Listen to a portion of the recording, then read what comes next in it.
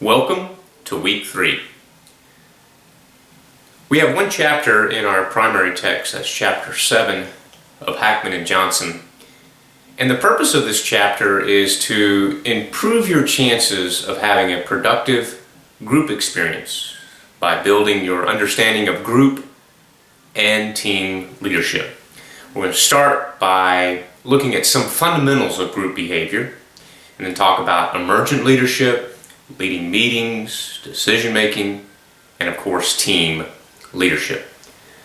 Your authors describe how a group can only exist based upon the members engaging in communication.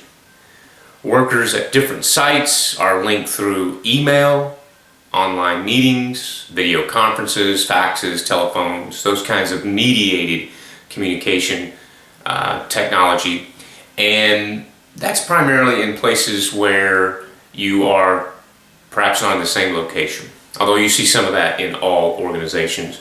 And of course, if you're in the same location, you get the benefit of face-to-face communication. As you read this chapter, focus on that communication aspect of leadership. You'll also learn that Fisher discovered 4 types of or phases in group decision making. I'll let you read Fisher's discovery there in chapter 7 of our primary text. You may have also heard it described like this, and that is forming, storming, norming, and performing. When I was studying communication years ago and leadership, I learned that, and I found that it's helpful to think of group dynamics in terms of those different phases: forming, storming, norming, and performing. There's some good insights there, especially if you happen to be leading a group. And then finally, use table 7.1, which is found on page 210, to assess your skills as a meeting leader. You may also want to ask someone else to evaluate you on the same questions. Some good insights that you may be able to glean from that exercise. So that's our primary text. Some additional reading includes Connaughton and Daly, 2004, where we learn about 13 propositions about effective virtual team leadership. Now, as I went through those 13, I found at least 6 that are related to communication.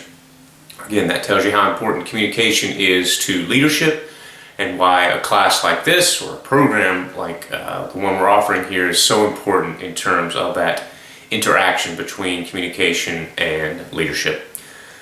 A couple of quotes from Connaughton and Daly that I found were interesting. One is that leaders who successfully shape the perception that they are accessible can overcome many of the challenges of distance leadership. Now, the reason this spoke to me is that I used to work from home. I did that for several years. My boss was in Detroit, but my home office was in Memphis. Now, we did travel together periodically, and of course she would come down to Memphis where our primary command was. But the thing that did make that work in terms of her leadership is that she was accessible. Text, email, phone call. And so I think that is a good example of what Connaughton and Daly were sharing in terms of accessibility. And so if you find yourself in a situation with distance leadership, make sure that accessibility is there and you can mitigate some of those challenges with distance leadership. Another quote that I found interesting from the article is that the most effective leaders over-communicated with their distance team members.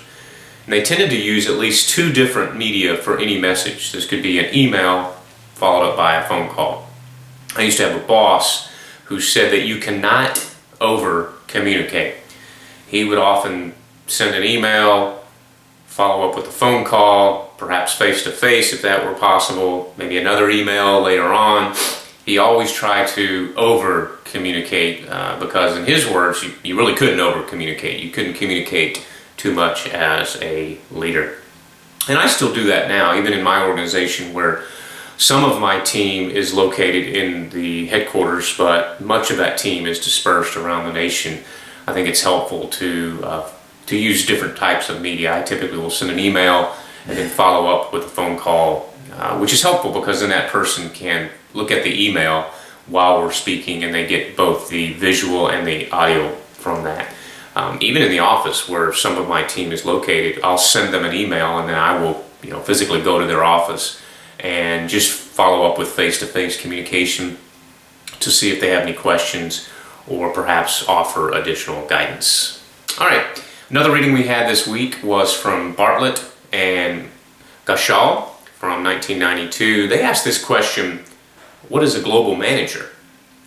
And then they offer some good advice in answering that question for those who face the challenge of international leadership. And I would say that their recommendations are pretty good and practical tips of advice for any leader. So even if you're not in an international or a distance type situation, there's some good tips in there that you can take away. Another reading was Gimawatt, which appeared in the Harvard Business Review. And Gimawatt shared their 4 dimensions of distance. This is sometimes referred to as the CAGE distance framework. That's CAGE, which stands for cultural, administrative, geographic, and economic.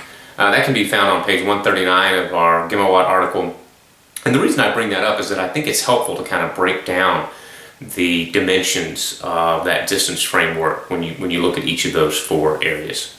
A quote from that article that I would like to share is this quote: "Distance still matters, and companies must explicitly and specifically account for it when making decisions." Now, their article is about distance leadership, but I believe that distance matters even in situations where your entire team may be in the same building, perhaps even in the same location in that building, the same floor. Think about that when you look around your organization and see who's located next to whom, what teams are located together, and there may be some opportunity to mix that up a little bit. Our final reading this week is from Newfield and Fang, 2010. A couple of quotes that I thought was interesting is the first one was that the article is very interesting because it explored how physical distance influences leader-follower communication and how that affects the leader performance. All right, so think about that in terms of how that leader-follower communication impacts leadership performance. The conclusion of the study revealed that distance had no influence on either communication effectiveness or perceived leader performance. Now keep in mind, this is just one study. There are other studies that show that it does influence that leadership performance. But take what they have and compare that with other studies that you may be familiar with or even your own experiences. And then the final quote that I'll share from Newfield and Fang is that one of the findings was that communication effectiveness was a strong predictor of leader performance. Let me say that again.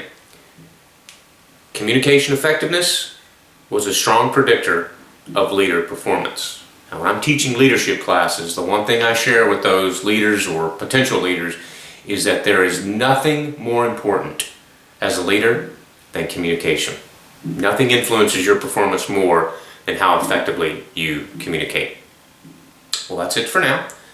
As always, stay ahead with your assignments, stay engaged in the discussion board, and enjoy this time of learning.